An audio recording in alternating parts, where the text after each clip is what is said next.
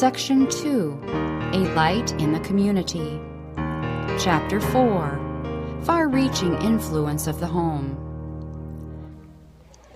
The mission of the home extends beyond its own members. The Christian home is to be an object lesson illustrating the excellence of the true principles of life.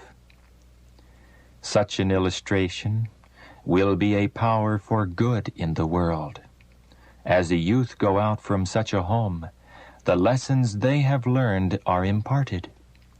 Nobler principles of life are introduced into other households, and an uplifting influence works in the community. The home in which the members are polite, courteous Christians exerts a far-reaching influence for good. Other families will mark the results attained by such a home and will follow the example set, in their turn guarding the home against satanic influences. The angels of God will often visit the home in which the will of God bears sway. Under the power of divine grace, such a home becomes a place of refreshing to worn, weary pilgrims. By watchful guarding, self is kept from asserting itself. Correct habits are formed. There is a careful recognition of the rights of others. The faith that works by love and purifies the soul stands at the helm, presiding over the whole household. Under the hallowed influence of such a home, the principle of brotherhood laid down in the Word of God is more widely recognized and obeyed. It is no small matter for a family to stand as representatives of Jesus, keeping God's law in an unbelieving community. We are required to be living epistles, known and read of all men. This position involves fearful responsibilities. One well-ordered, well-disciplined family tells more in behalf of Christianity than all the sermons that can be preached. Such a family gives evidence that the parents have been successful in following God's directions and that their children will serve Him in the church. Their influence grows, for as they impart, they receive to impart again. The father and mother find helpers in their children, who give to others the instruction received in the home. The neighborhood in which they live is helped, for in it they have become enriched for time and for eternity. The whole family is engaged in the service of the Master, and by their godly example others are inspired to be faithful and true to God in dealing with His flock, His beautiful flock. The greatest evidence of the power of Christianity that can be presented to the world is a well-ordered, well-disciplined family. This will recommend the truth as nothing else can, for it is a living witness of its practical power upon the heart.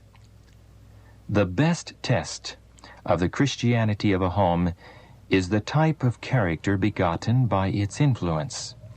Actions speak louder than the most positive profession of godliness. Our business in this world is to see what virtues we can teach our children and our families to possess, that they shall have an influence upon other families, and thus we can be an educating power, although we can never enter into the desk. A well-ordered, a well-disciplined family in the sight of God is more precious than fine gold, even than the golden wedge of Ophir.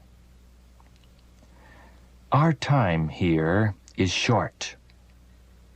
We can pass through this world but once. As we pass along, let us make the most of life. the work to which we are called does not require wealth or social position or great ability. It requires a kindly, self-sacrificing spirit and a steadfast purpose. A lamp, however small, if kept steadily burning, may be the means of lighting many other lamps. Our sphere of influence may seem narrow, our ability small, our opportunities few, our acquirements limited, yet wonderful possibilities are ours through a faithful use of the opportunities of our own homes. If we will open our hearts and homes to the divine principles of life, we shall become channels for currents of life-giving power. From our homes will flow streams of healing, bringing life and beauty and fruitfulness where now are barrenness and dearth. God-fearing parents will diffuse an influence from their own home circle to that of others that will act as did the leaven that was hid in 3 measures of meal. Faithful work done in the home educates others to do the same class of work. The spirit of fidelity to God is like leaven, and when manifested in the church, will have an effect upon others and will be a recommendation to Christianity everywhere. The work of whole-souled soldiers of Christ is as far-reaching as eternity. Then why is it that there is such a lack of the missionary spirit in our churches? It is because there is a neglect of home piety. The influence of an ill-regulated family is widespread and disastrous to all society. It accumulates in a tide of evil that affects families, communities, and governments. It is impossible for any of us to live in such a way that we shall not cast an influence in the world. No member of the family can enclose himself within himself, where other members of the family shall not feel his influence and spirit. The very expression of the countenance has an influence for good or evil. His spirit, his words, his actions, his attitude toward others are unmistakable. If he is living in selfishness, he surrounds his soul with a malarious atmosphere. While if he is filled with the love of Christ, he will manifest courtesy, kindness, tender regard for the feelings of others, and will communicate to his associates by his acts of love a tender, grateful, happy feeling. It will be made manifest that he is living for Jesus and daily learning lessons at his feet, receiving his light and his peace. He will be able to say to the Lord, "Thy gentleness hath made me great."